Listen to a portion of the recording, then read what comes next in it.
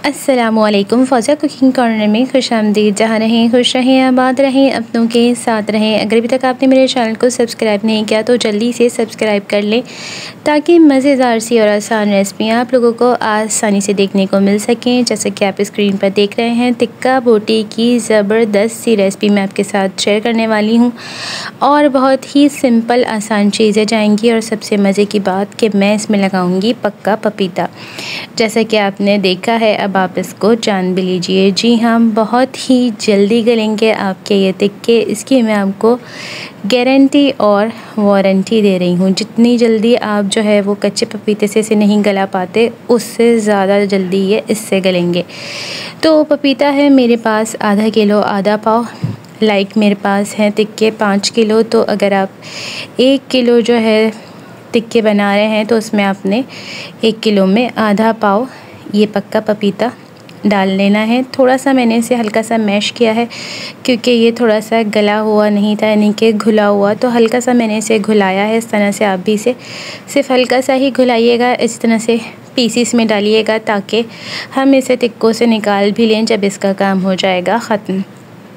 तो 5 किलो में आधा किलो आधा पाव मैंने लिया है। अगर आप 1 किलो बना रहे हैं तो उसमें आप आधा पाव ये पक्का पपीता डाल दीजिएगा। 5 किलो ये मेरे पास गोश्त है। तो मैं आपको दोनों तरीके समझा दूँगी, सिखा दूँगी ताकि आप अगर कम बनाना चाहें तो उस रेसिपी को भी आराम से अप्लाई कर सकें। क्योंकि बहुत सारे लोग होते हैं, उन्हें कम ज़्यादा करने में प्रॉब्लम आती है, तो वो कहते हैं कि कम बताया करें ताकि हम ईज़िली बना सकें। तो ये है मेरे पास 5 किलो बीफ की बोटियाँ। तो इसमें जैसा कि मैंने आपको बताया कि आधा किलो आधा पाव ये पक्का पपीता इसमें लगेगा और ये इसे बहुत ही आसानी और जल्दी से गला देगा, यानी कि 1-2 घंटे में ही ज़बरदस्त से हमारे जो है वो गल जाएंगे टिक्के, कोई भी कच्चा नहीं रहेगा। लेकिन मैं इसको 5 से 6 घंटे इसमें लगाऊंगी क्योंकि अभी बज रहे हैं शाम के 5 और मुझे जो है वो 10 से 11 बजे तक इनको रेडी करवाना है। तो जनाब, ये है यहाँ पर मेरे पास कचरी पाउडर, इजीली आपको किसी भी स्टोर से मिल जाएगा। इसका काम भी जो है वो गोश्त को गलाना ही है पपीते के साथ। ये बहुत जल्दी जो है अपना काम अंजाम देगी। तो 1 किलो अगर आपके पास गोश्त हो तो आप उसमें 2 टेबल स्पून ये डाल लीजिएगा। इस हिसाब से मेरे पास 5 किलो गोश्त था तो मैंने ये 10 टेबल स्पून डाल दिए। इतनी आपको समझ आ गई होगी बात। अब साथ में है हमारे पास लहसुन अदरक का पेस्ट, तो इसका भी यही है 1 किलो में 2 टेबल स्पून का हिसाब और 5 किलो है तो मैं इसको भी 10 टेबल स्पून इसमें शामिल कर दूंगी। सिंपल सी चीज़ है, ज़्यादा ऐसा कुछ मुश्किल नहीं है। तो उम्मीद करती हूँ यहाँ तक आपको इजीली समझ आ गया होगा। तो अब चलते हैं थोड़ा सा हम तेज़ ताकि आप बोर ना हो जाएं। तो 10 चमचे कचरी पाउडर, 10 चमचे लहसुन अदरक के शामिल कर दिए मैंने इसमें। अब ये नॉर्मल कवगीर जो है वो सभी के घरों में होता है, तो हम ये ले लेंगे 5 कवगीर। जी हाँ, 5 किलो में 5 कवगीर यानी 1 किलो गोश्त का 1 कवगीर ये ऑयल जाएगा ही जाएगा। और 5 किलो हो तो आप फिर 5 किलो इसमें ये डाल दीजिएगा। 2 किलो टिक्के हों तो 2 किलो या 3 किलो हों तो 3 किलो।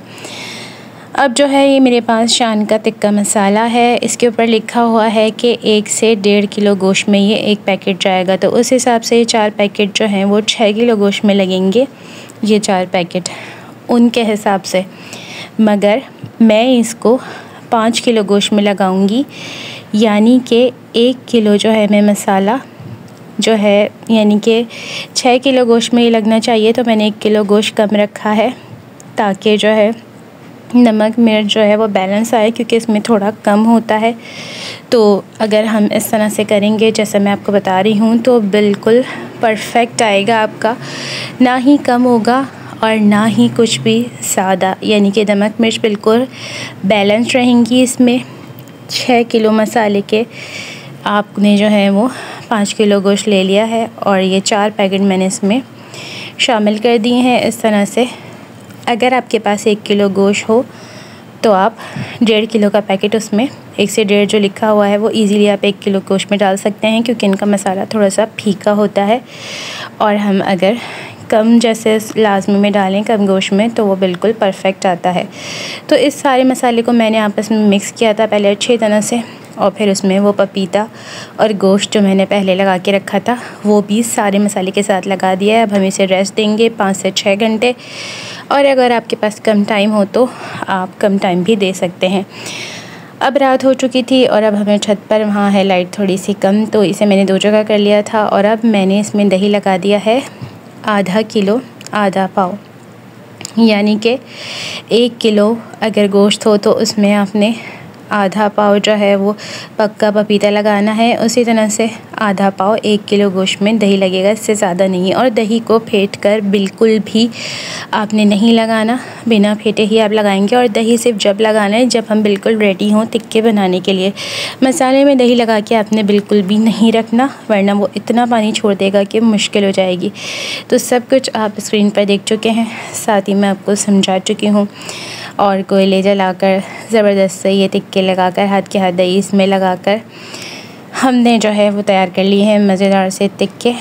तो 5 किलो में दही जो है वो लगेगा आधा किलो आधा पाव, इससे ज़्यादा आधा किलो आधा पाव जो है वो ये मैंने पक्का पपीता लगाया है। 10 टेबल स्पून कच्ची पाउडर और पिसे हुए अदरक लहसुन के लगाएं, और 5 कफगीर जो है मैंने ऑयल के लिए हैं। तो ज़बरदस्त यम्मी से टिक्के हमारे तैयार हो गए हैं। इस पर थोड़ा सा नींबू छिड़केंगे और रायता बना लेंगे, साथ में प्याज भी रख लेंगे और इसे चखेंगे। ये इतने सॉफ्ट हैं कि मैं आपको बता नहीं सकती। तो इसे ज़रूर बनाइएगा, खाइएगा और मुझे बताइएगा कि आपके कैसे बने। इजाज़त चाहती हूँ, अल्लाह हाफ़िज़।